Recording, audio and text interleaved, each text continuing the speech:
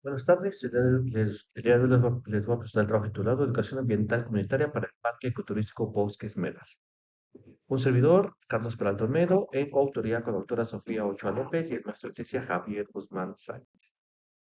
Para empezar, debemos de reconocer los diferentes problemas ambientales que existen en México. En este mapa podemos identificar los diferentes puntos donde se puede presentar alguna problemática ambiental y vemos cómo se concentra la mayoría de ellos en la parte centro de nuestro país. Justamente en la parte centro, pues es donde nos vamos a enfocar nosotros en nuestra área de estudio que les hablaré más adelante.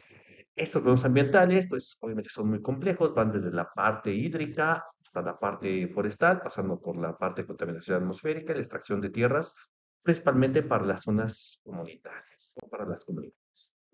Ante ello, pues la educación ambiental es un elemento muy importante para tratar de contrarrestar este tipo de problemáticas ambientales, porque la educación ambiental, pues sale de esta educación tradicional que podríamos nosotros considerar, ¿no? Que puede estar en un aula con las personas sentadas y alguien transmitiendo el conocimiento. La educación ambiental implica, pues, estar presente del lugar o del espacio de las personas, estar construyendo el conocimiento, aprender de la complejidad que implica en el entorno, aprender de la parte socioecosistémica, de cómo está esta relación entre la naturaleza y el ser humano, además de que nos permite entender una parte de la conservación de los ecosistemas, tanto aprender nuevas herramientas de conservación en la parte comunitaria como en la parte de la docencia, también entender este conocimiento que puede tener todas las personas que viven en nuestro entorno. Y esta educación comunitaria pues también nos lleva a un empoderamiento de las comunidades, porque se apropian de información que les va a permitir defender mejor sus, sus recursos o el lugar en donde ellos pueden vivir. Y justo, pues, esta educación ambiental comunitaria puede ser un salvaguarda a esta crisis civilizatoria que vivimos en la actualidad. Entonces, como objetivo de este proyecto, pues tenemos la elaboración de una propuesta de educación ambiental comunitaria para el Parque Ecoturístico Bosque Esmeralda. Para ello se diseñaron talleres para visitantes, trabajadores y ejidatarios, y también se evaluaron estos talleres para ver qué tan pertinentes eran o si tenemos que modificar algo en torno a ello. El lugar de estudio, si vemos, está en el centro del país, está en esta zona del Estado de México, aledaño a un área natural protegida, que es la natural protegida Iztaccíhuatl-Popocatépetl, Soquiapañanexas, y en este mapa que vemos aquí arriba es la extensión del Parque Ecoturístico Bosque Esmeralda. Conlleva básicamente 94 hectáreas. La mayoría de ellas, si lo podemos ver aquí, los puntos 2 son las áreas de conservación y el punto 4 es el área donde se lleva a cabo un aprovechamiento o básicamente donde tienen mm, la parte ecoturística, donde suelen tener cabañas, donde suelen tener algunos juegos y también tienen un área de aprovechamiento o generación de carbón. Para este trabajo seguimos la siguiente metodología. Primero, delimitamos nuestra muestra. Para ello se hizo un conteo de visitantes, de trabajadores y de ejidatarios, y se hizo una pequeña encuesta para saber qué tanto identificaban los impactos que pueden generar sus actividades dentro del parque ecoturístico. Después se hizo una construcción de talleres. Ya teniendo una idea de cómo estaba nuestra población, pues estos talleres fueron dirigidos hacia un público en específico, principalmente fueron a niños. Esos talleres fueron entre estos tres puntos, ¿no? Luciérnagas, bosques y plagas.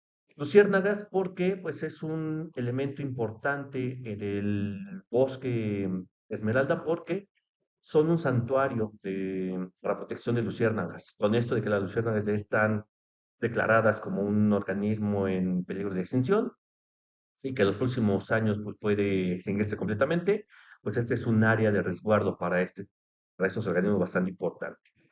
En los bosques, pues obviamente toda esta área natural protegida está cubierta de bosques, principalmente pino, y para que las personas, los visitantes pudieran aprender un poquito más sobre su protección, se hizo este tipo de talleres. Y otro elemento importante son las plagas. En los últimos años las plagas han aumentado considerablemente, no solamente en esta área, sino en gran parte de nuestro país, y entonces se optó por orientar una parte de los talleres a conocer cómo eran las plagas y la función que pueden tener. Y por último se hizo una evaluación de estos talleres por un estudio test por test, y estos se realizaron bajo la prueba de independencia. Como resultados tenemos que aproximadamente el 40% de los visitantes suelen ser niños de 8 a 15 años, y ahí la importancia de por qué se eligieron para este tipo de público. El 57% son mujeres, el 43% de visitantes son hombres. De ahí el 50% proviene de la Ciudad de México y el resto de otras partes del país, principalmente el Estado de México y Puebla. Y tuvimos una participación de total de visitantes de cerca del 88% de personas. Lo importante aquí es que el 75% de los visitantes consideran que los impactos que pueden generar al visitar estas áreas son mínimas, mientras que un 25% puede reconocer los impactos importantes de este tipo de lugares y las acciones que llevan a cabo en ellos.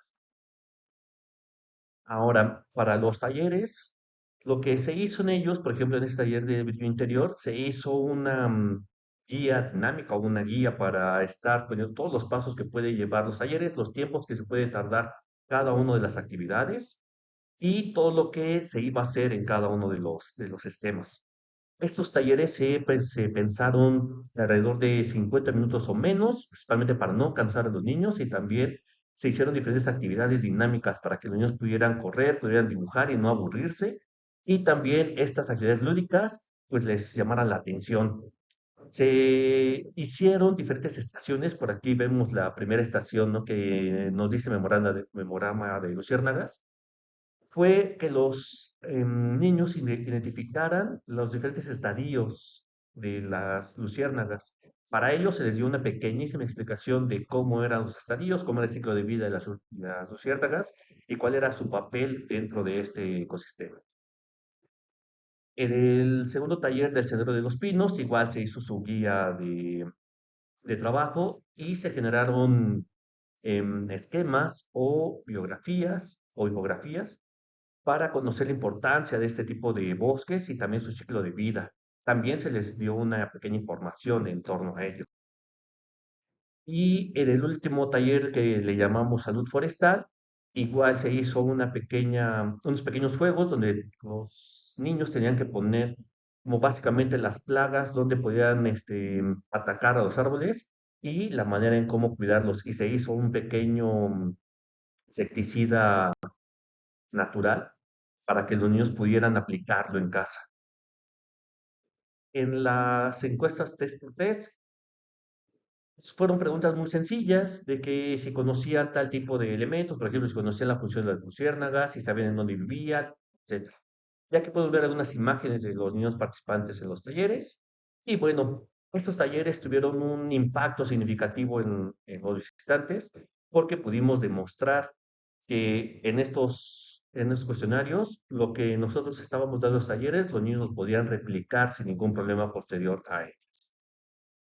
Bueno, como conclusiones, tenemos que en esta educación ambiental, pues se muestra ese poder que tiene la educación para sensibilizar a los visitantes de todos los impactos que pueden generar sus acciones y por ende, pues ayudar a fomentar una mayor responsabilidad ambiental en todas las personas, principalmente en los niños.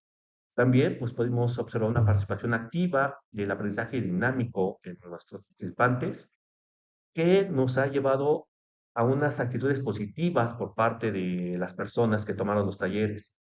También este tipo de elementos pues, nos ayuda a generar estrategias no solamente de conservación en este tipo de lugares, sino tener elementos éticos, elementos críticos que permitan a la ciudadanía resolver problemas ambientales locales y alcanzar una sostenibilidad local y global. Muchas gracias por su atención. Aquí están nuestros medios de contacto. Cualquier duda, eso son.